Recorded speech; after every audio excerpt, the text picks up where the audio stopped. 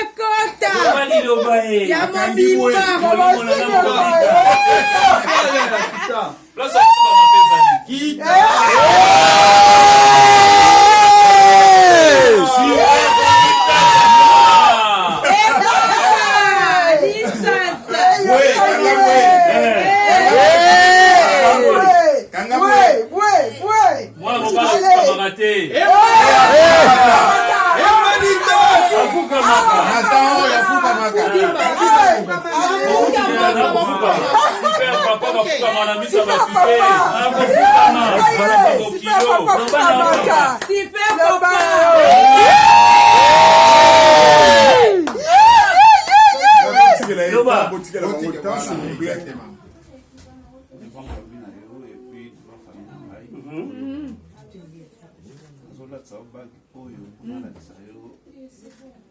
Préciser les baguia, préciser baguia.